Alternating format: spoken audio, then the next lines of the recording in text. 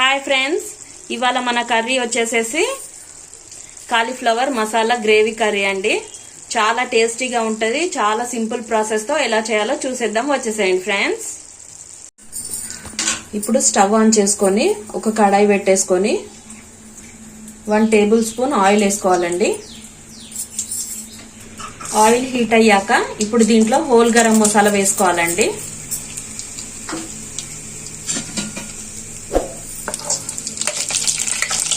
తీసుకోవాలి. ఇప్పుడు ఇందులో కాలీఫ్లవర్ వేసుకొని వేయించుకోవాలండి.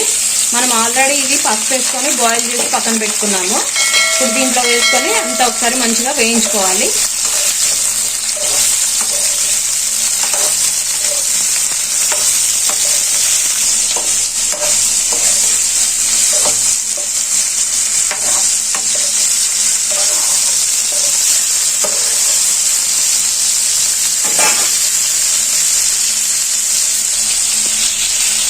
ఇలా బాగా వేగాక ఇందులో కొంచెం పసుపు వేసుకోవాలండి.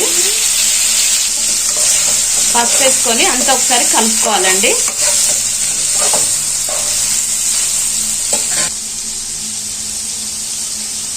అలాగే 1 టేబుల్ స్పూన్ అల్లం వేసుకోవాలండి.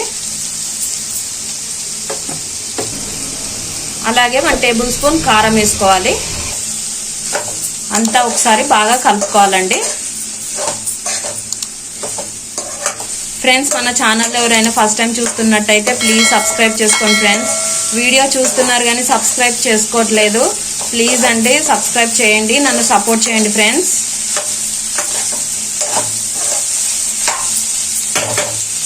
ఇప్పుడు ఇందులో 1 టేబుల్ స్పూన్ ధనియాల పొడి వేసుకుందామండి. అలాగే టేస్ట్కి తగ్గట్టు సాల్ట్ వేసుకోవాలి. అంతా ఒకసారి కలుపుకోవాలండి.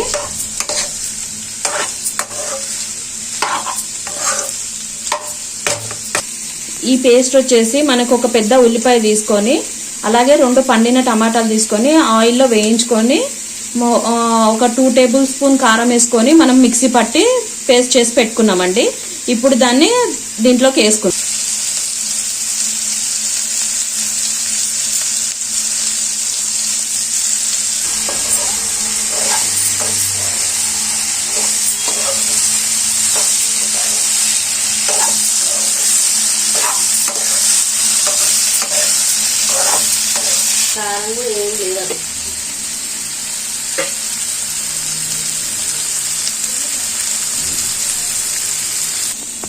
దీన్ని ఇప్పుడు కాసేపు మూత పెట్టి మగ్గనిద్దామండి.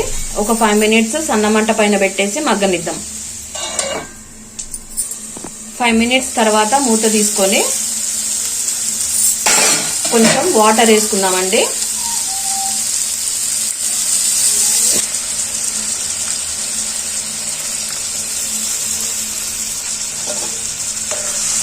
అంతా ఒకసారి కలుపుకోవాలి.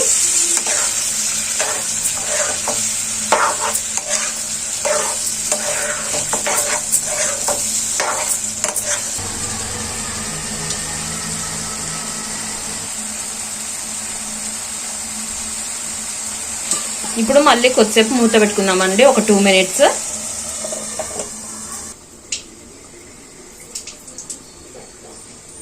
ఇప్పుడు 2 మినిట్స్ తర్వాత మూత అయితే ఓపెన్ చేసుకుందామండి.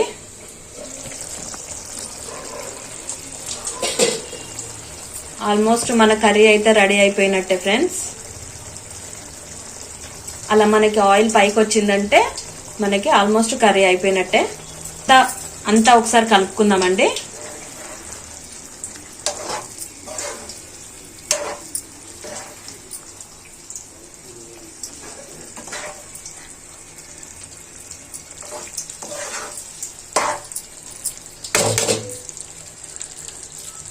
ఇప్పుడు గార్నిష్ కోసం కొత్తిమీరని చల్లుకుందాం. అంతే ఫ్రెండ్స్, సింపుల్ మన కాలీఫ్లవర్ మసాలా గ్రేవీ అయితే రెడీ అయిపోయిందండి. Please subscribe my channel. Thanks for watching. Bye friends.